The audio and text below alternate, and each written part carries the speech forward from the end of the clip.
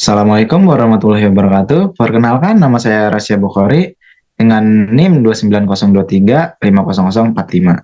Di sini saya akan menjelaskan tentang perpajakan dengan dosen pengampu Bapak Muhammad Taufan Nugroho S.Si.M.M.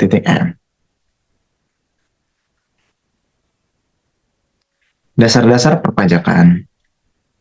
Dasar-dasar perpajakan adalah prinsip, konsep, dan aturan yang mengatur pengenaan pajak oleh pemerintah kepada warga negara atau badan usaha. Pajak merupakan kontribusi wajib yang harus dibayarkan oleh individu atau entitas tanpa imbalan langsung. Berikut ini adalah penjelasan tentang dasar-dasar perpajakan. 1. Definisi pajak. Pajak adalah iuran rakyat kepada negara yang bersifat memaksa berdasarkan undang-undang, di mana penerimaan pajak negara tidak memberikan imbalan langsung kepada wajib pajak. Yang kedua ada fungsi pajak. Ya, ini ada fungsi budgeter, pajak sebagai sumber pendapatan negara untuk membiayai pengeluaran pemerintah. Yang kedua ada fungsi regulasi, pajak digunakan untuk mengatur perekonomian, seperti menstabilkan harga barang, mengendalikan inflasi, dan mendorong investasi. Yang ketiga ada fungsi distribusi, pajak berperan dalam pemerataan pendapatan melalui kebijakan redistribusi. Fungsi stabilisasi. Pajak membantu menjaga stabilitas ekonomi dengan menstabilkan laju inflasi dan deflasi. Yang ketiga ada asas pemungutan. Pajak asas domisili atau residence principle. Pajak dikenakan berdasarkan tempat tinggal wajib pajak. Yang kedua ada asas sumber atau source principle. Pajak dikenakan berdasarkan tempat sumber penghasilan diperoleh. Yang ketiga ada asas keadilan. Pajak yang harus adil dan merata bagi keseluruhan lapisan masyarakat.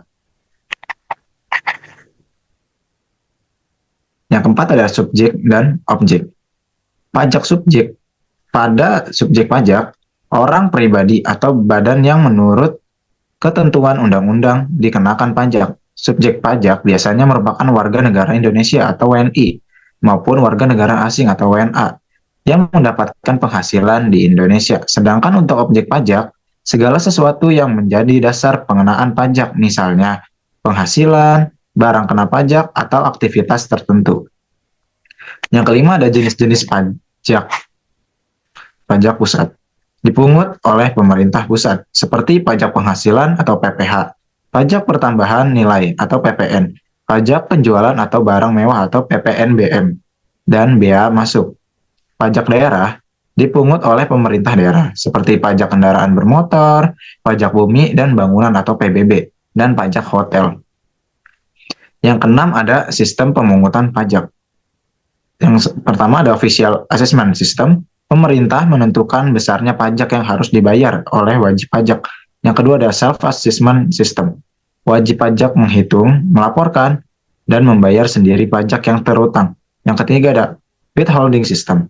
Pihak ketiga atau misalnya pemberi kerja ditunjuk oleh pemerintah untuk memotong pajak dan menyetorkannya.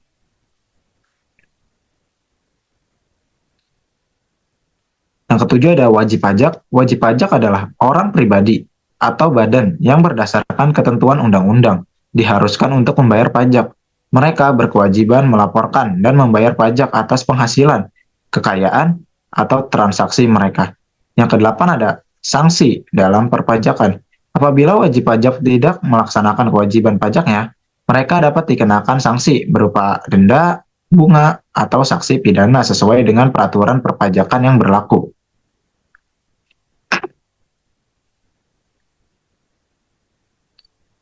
Di sini ada timbulnya pajak terutang.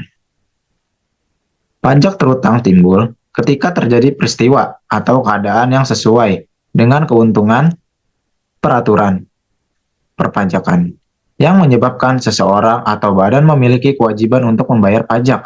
Beberapa faktor utama yang menyebabkan timbulnya pajak terutang antara lain. 1. Dari penghasilan. Pajak terutang akan timbul ketika seseorang atau badan memperoleh penghasilan. Berdasarkan Undang-Undang Pajak Penghasilan atau PPH, yang dikenakan pajak adalah penghasilan yang diterima atau diperoleh dalam suatu tahun pajak.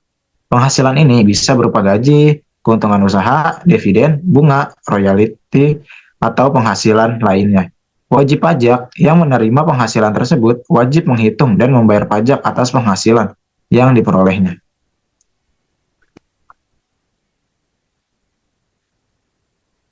Yang kedua ada kepemilikan atau penguasaan aset. Pajak terutang juga bisa muncul karena pemilikan atau penguasaan aset tertentu, contohnya pajak bumi dan bangunan atau PBB terutang. Ketika seseorang memiliki atau menguasai tanah atau bangunan, jumlah pajak yang harus dibayar bergantung pada nilai jual objek pajak tersebut. Yang ketiga ada transaksi atau konsumsi barang dan jasa. Pajak pertambahan nilai PPN timbul saat menjadi transaksi penyerahan barang kena pajak atau BKP atau jasa kena pajak JKP. Setiap kali konsumen membeli barang atau jasa yang dikenakan PPN, pajak akan terutang dan harus dibayarkan. Penjual wajib memungut PPN dari pembelian dan menyetorkannya ke negara. Yang keempat ada impor barang. Pajak terutang juga muncul ketika barang diimpor dari luar negeri. Pajak yang dikenakan bisa berupa biaya masuk dan pajak pertambahan nilai atau PPN impor atau pajak penghasilan PPh pasal 22 atas impor barang. Pajak ini harus dibayarkan pada saat barang tersebut memasuki wilayah Bea Cukai Indonesia. Yang kelima ada kewajiban pelaporan. Kewajiban membayar pajak juga timbul ketika wajib pajak harus melaporkan penghasilannya, melakukan transaksi, atau memiliki aset. Dalam sistem self-assessment, wajib pajak bertanggung jawab untuk menghitung sendiri berapa pajak yang harus dibayar dan melaporkannya dalam surat pemberitahuan atau SPT pajak. Yang keenam, kepemilikan kendaraan bermotor. Pajak kendaraan bermotor terutang ketika seseorang memiliki kendaraan bermotor. Besaran pajak ditentukan berdasarkan jenis, fungsi, dan kapasitas kendaraan. Yang ketujuh, perolehan barang mewah. Pajak terutang juga dapat timbul jika terjadi transaksi yang melibatkan barang mewah. Pajak penjualan atas barang mewah atau PPNBM dikenakan pada barang-barang yang dianggap tidak dibutuhkan oleh masyarakat umum dan hanya dimiliki oleh kalangan tertentu. Yang kedelapan ada waktu terutang pajak. Pajak terutang juga bisa dilihat dari waktu atau periode di mana kewajiban pajak tersebut muncul seperti pajak penghasilan PPh terutang dalam 1 tahun pajak atau pada saat penghasilan diterima. Yang kedua ada pajak pertambahan nilai atau PPN terutang pada saat penyerahan barang atau jasa pada saat pembayaran dilakukan. Jenis-jenis pajak penghasilan atau PPh. Pajak penghasilan atau PPh adalah pajak yang dikenakan atas penghasilan yang diterima atau diperoleh oleh individu, badan usaha, dan bentuk usaha tetap dalam suatu tahun pajak. Di Indonesia, pajak penghasilan diatur dalam Undang-Undang Pajak Penghasilan atau Undang-Undang PPh Nomor 36 Tahun 2008. Berikut adalah beberapa jenis pajak penghasilan PPh yang penting untuk diketahui. 1. PPh Pasal 21. PPh Pasal 21 adalah pajak yang dikenakan atas penghasilan berupa gaji, upah, honorarium, tunjangan, dan pembayaran lain sehubungan dengan pekerjaan, jasa, atau kegiatan yang dilakukan oleh wajib pajak orang pribadi dalam negeri. Pajak ini biasanya dipotong oleh pemberi kerja atau instansi yang membayar penghasilan. Contoh, seorang karyawan yang bekerja di perusahaan akan dipotong PPh Pasal 21 dari gajinya setiap bulan oleh perusahaan, dan perusahaan menyetorkan pajak tersebut ke negara.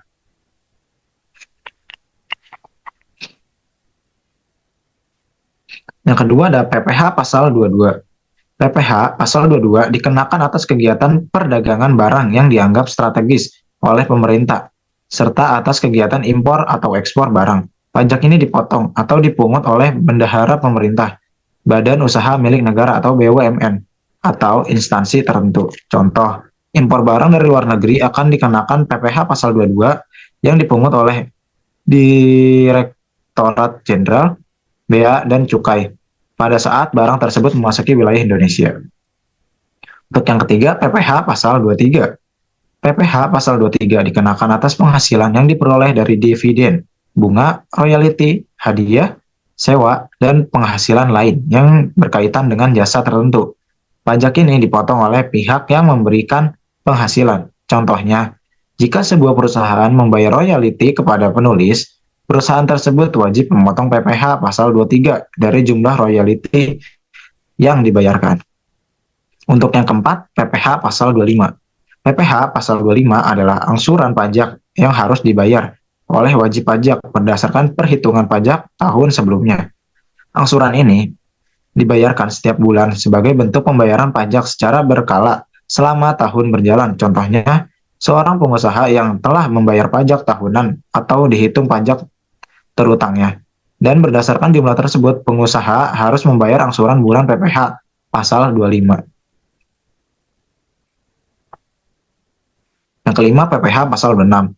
PPh pasal 26 dikenakan atas penghasilan yang diterima oleh wajib pajak luar negeri dari sumber penghasilan di Indonesia. Besaran tarif PPh pasal 26 adalah sebesar 20% dari penghasilan bruto atau sesuai dengan perjanjian pajak internasional atau tax treaty jika ada. Contohnya, jika seorang konsultan asing memberikan jasa di Indonesia dan menerima pembayaran dari perusahaan Indonesia, perusahaan tersebut wajib memotong PPh pasal 26 dari pembayaran jasa tersebut.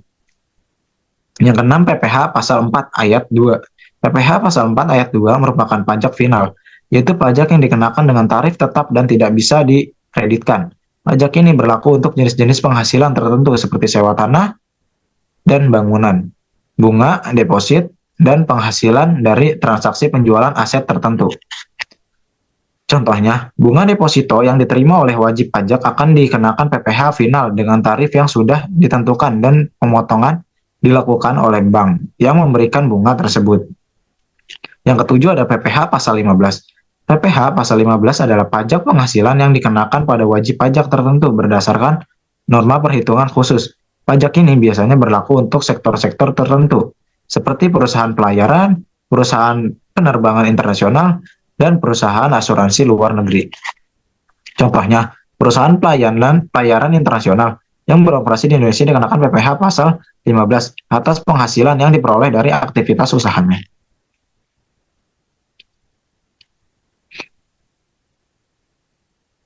Yang kedelapan ada PPh pasal 29. PPh pasal 29 adalah kekurangan pembayaran pajak penghasilan yang terjadi setelah perhitungan pajak tahunan wajib pajak dibandingkan dengan pajak yang telah dibayar selama tahun. Setelah perhitungan pajak tahunan terdapat kekurangan, maka wajib pajak harus membayar kekurangan ini sebagai PPh pasal 29. Untuk yang kesembilan, PPh pasal 19. PPh pasal 19 adalah pajak penghasilan yang dikenakan pada wajib pajak yang memperoleh keuntungan dari selisih kurs valuta asing. Pajak ini diterapkan jika terjadi fluktuasi nilai tukar mata uang yang memberikan keuntungan bagi wajib pajak. Nah, di setiap jenis PPh ini diatur untuk mengakomodasi berbagai sumber penghasilan dan aktivitas ekonomi yang berbeda, serta mengatur bagaimana pajak tersebut dipotong, dipungut, atau dibayarkan. Wajib pajak, baik perorangan maupun badan usaha, perlu memahami jenis pajak yang berlaku pada penghasilan atau kegiatan mereka untuk mematuhi ketentuan perpajakan yang ada.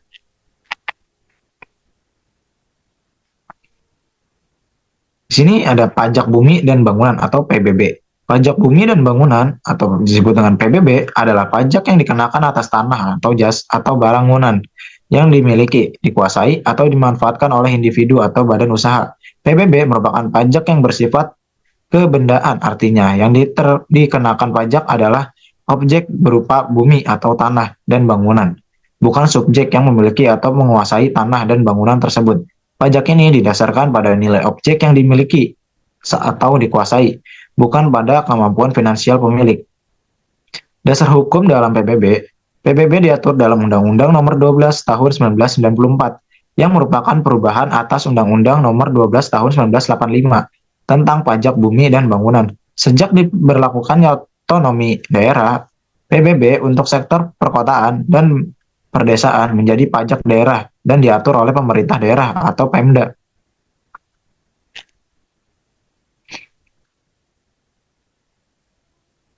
Satu, objek pajak. Objek PBB meliputi bumi, permukaan bumi seperti tanah, sawah, ladang, kebun, tanah bangunan, dan tambang.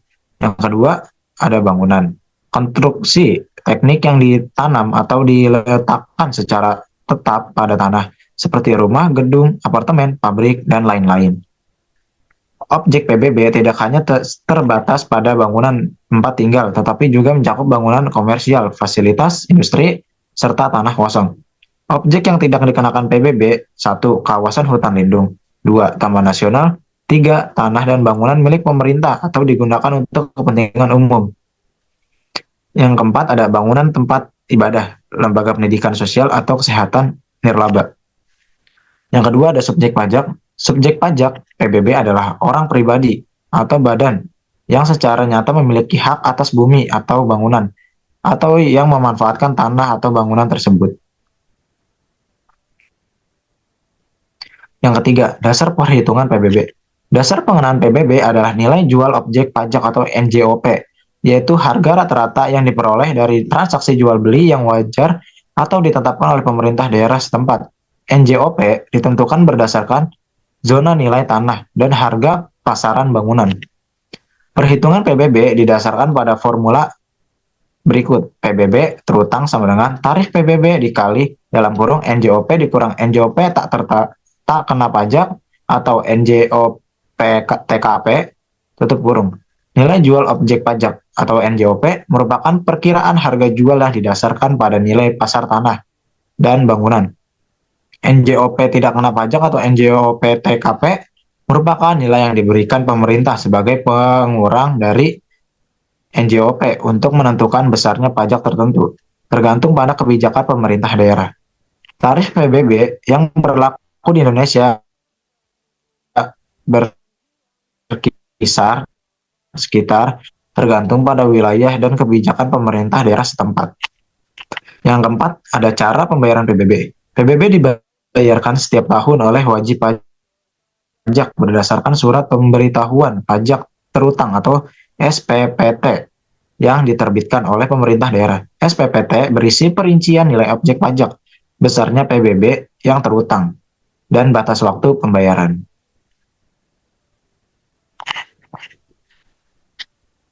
Yang kelima ada fungsi PBB, pendapatan daerah.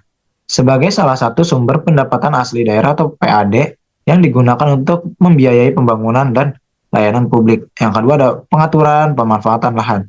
PBB mendorong pemilik untuk memanfaatkan lahan dengan baik agar nilai NJOP mereka meningkat. Yang keenam ada jenis PBB berdasarkan sektor.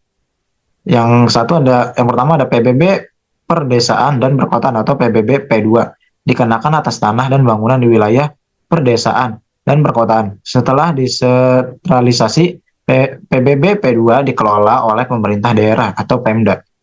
Yang kedua ada PBB sektor perkebunan, perhutanan, pertambangan atau PBB sektor lainnya, dikenakan atas tanah dan bangunan yang digunakan untuk kegiatan usaha perkebunan, perhutanan, dan pertambangan. PBB sektor ini masih dikelola oleh pemerintah pusat. Yang ketujuh ada sanksi PBB. Apabila wajib pajak terlambat atau tidak membayar PBB, maka akan dikenakan sanksi berupa denda sebesar 2% per bulan dari jumlah PBB yang terutang, maksimal hingga 24 bulan.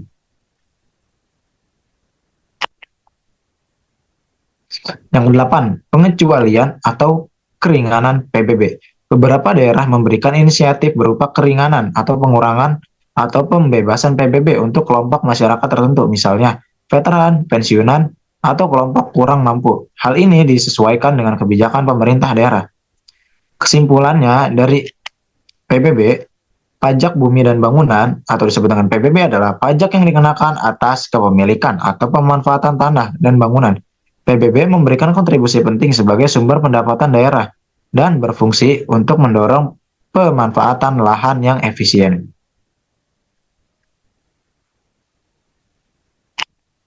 Di sini ada daftar pusaka yang saya temui. Ada sekitar 4 daftar pusaka yang bisa teman-teman cari. Silakan bisa di searching di Google masing-masing.